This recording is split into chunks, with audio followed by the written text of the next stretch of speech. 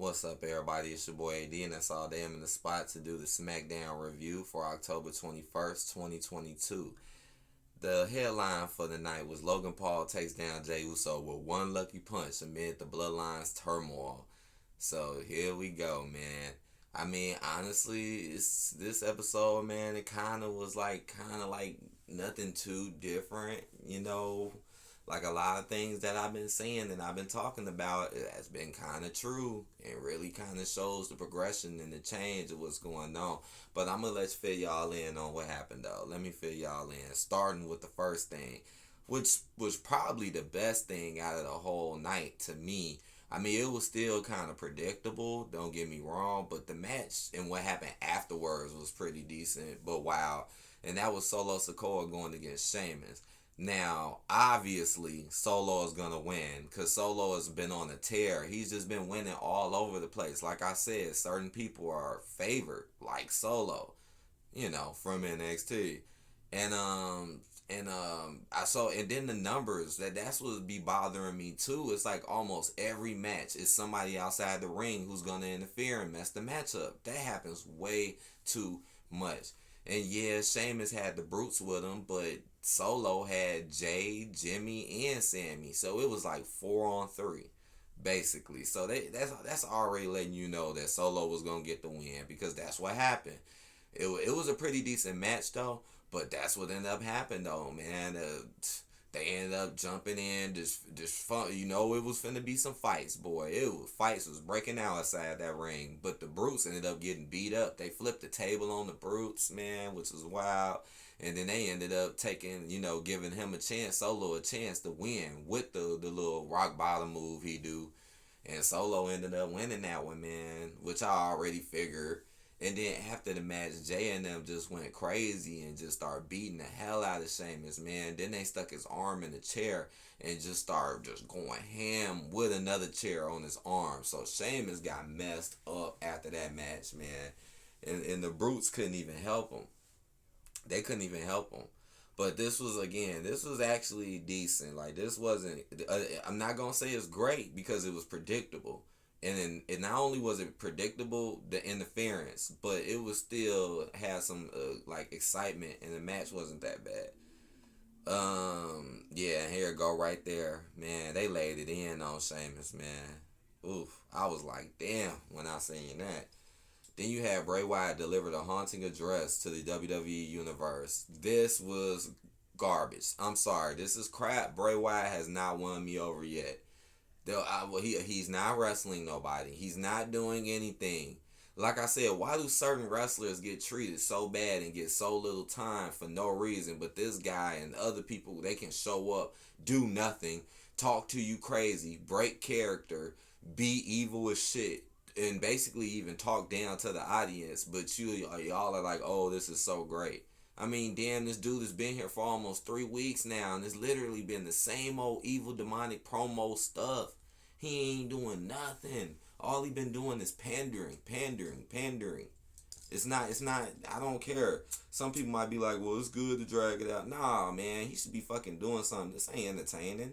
Seeing him act like a twisted individual, seeing him act like a liar, basically. Because what he said he basically was like, oh, I wish you fans would have went away, but you guys kept coming back. Now I'm going to do some evil shit. Like, what? Huh?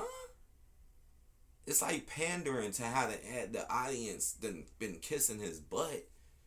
I'm not, because again, come on. I remember how he was before he left, okay? Like, I think people kind of forget that. Like, The Fiend wasn't all of that. Like, I mean, he had he was a little more entertaining then than what he is now, if you ask me. So, let's continue. Then you had Sonya Deville going against Liv Morgan, which ended in a double countout. Now, this match was okay, not really good because, again, it's kind of predictable. And it's like, and it has no meaning really to it either that much because it's like, now Liv done lost the title, but now they done gave her back her old throwback role. Like, now she's going back to the Harley Quinn thing, and now she's a heel and acting crazy and doing extreme stuff. And Sonya, we know she ain't been doing shit. We know Sonya is a losing machine, okay? Ever since Sonya lost her GM position, that girl has just been a punching bag. For, so, but it ended in a double KO because just having Liv do some crazy stuff. I think she was punching her or something. Let me see, cause this is the part when I had to grab me something. I had to leave out the room and I was in the other room doing some other stuff, but I was still listening to it. So in the height of the matchup, however, Liv brought the action outside the ring and aggressively attacked her opponent until the official counted all out both superstars. Okay, so that's how they got the double count out.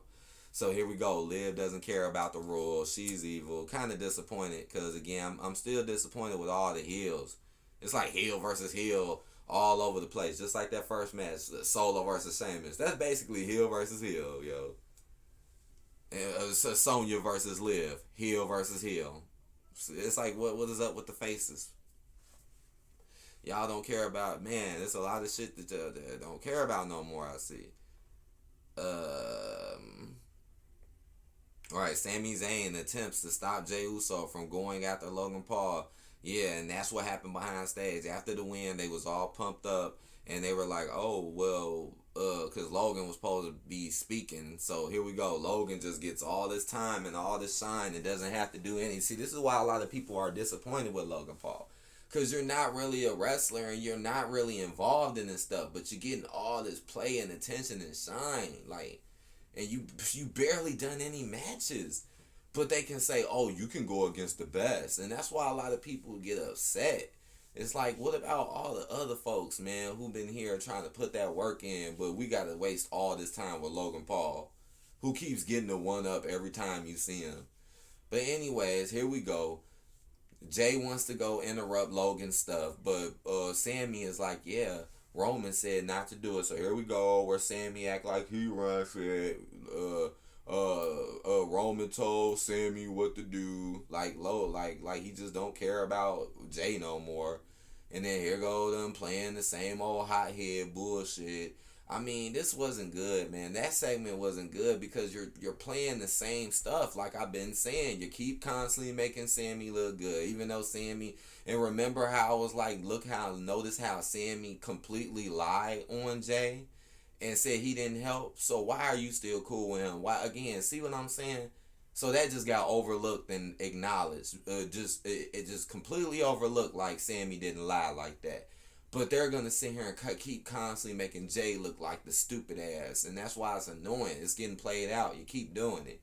And then you just led it straight to the end. It's like, again, it's getting predictable at this point. Remember, like I said, that's another reason why I'm starting to dislike this, because the rivalries are so unbalanced. It's like every time it's the same people getting over on people. Now, Omos is a little different, but I'm finna explain this because this is pretty predictable as well. I've already been saying what this was.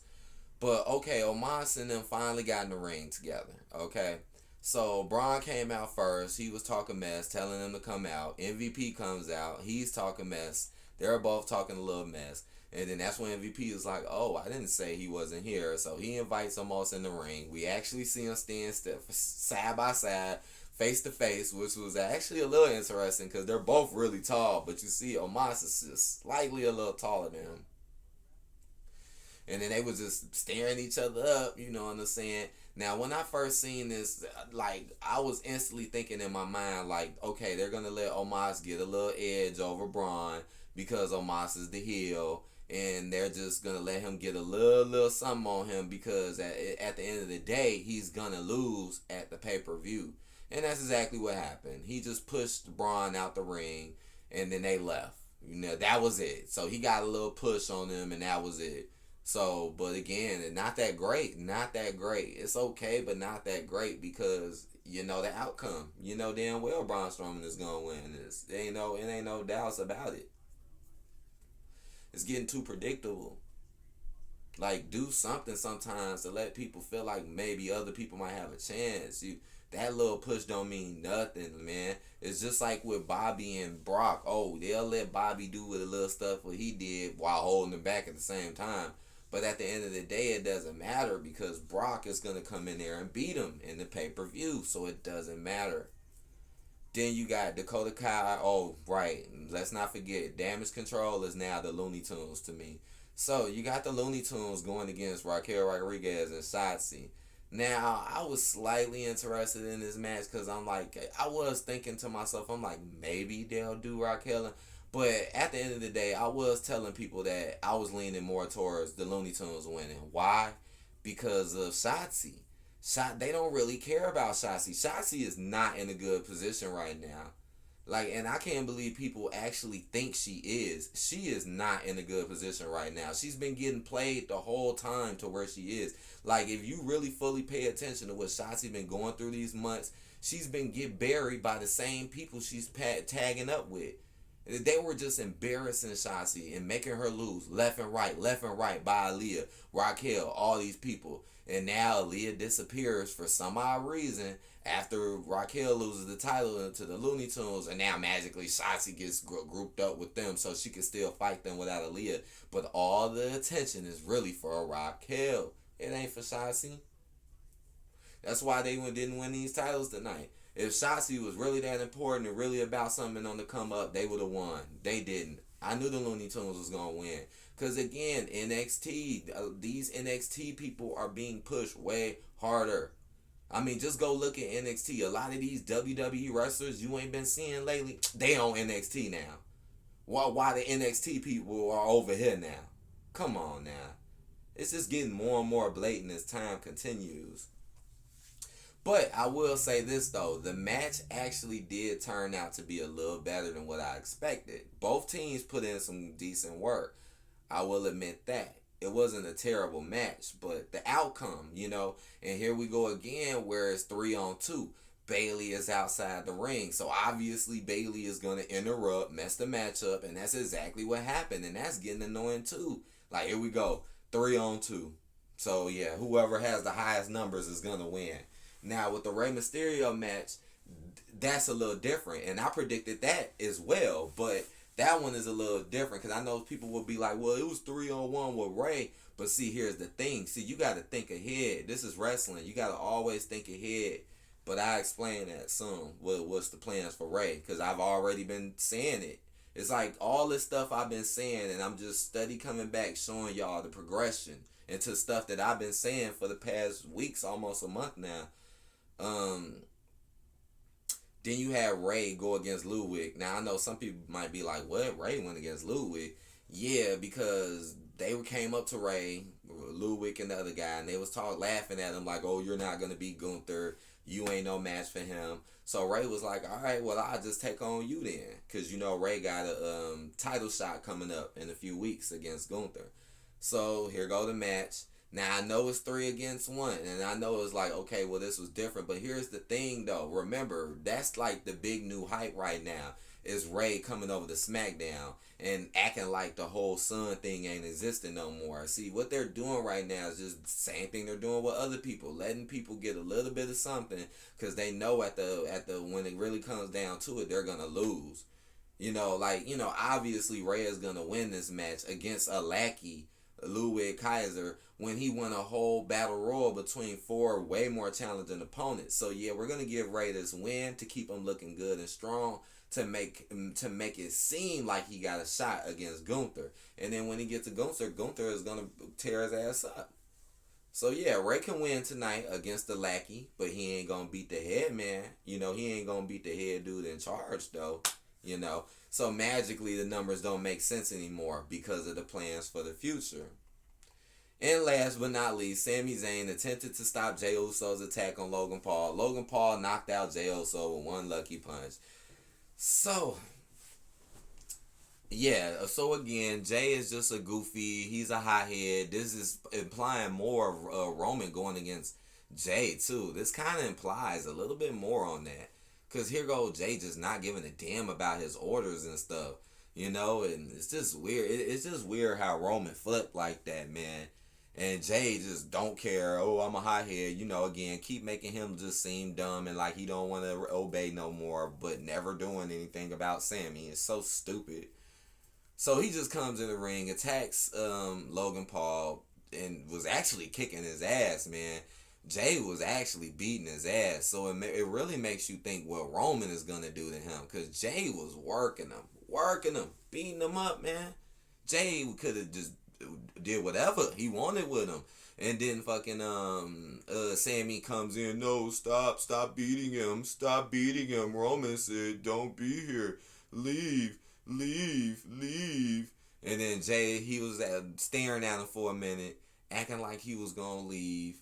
And then he just ended up just not leaving and going right back. And he tried to throw a hip attack at Logan in the corner, but he missed because Logan got up. And then that's when Logan hit him with the punch, almost like a Superman punch, right? But not necessarily. So, okay.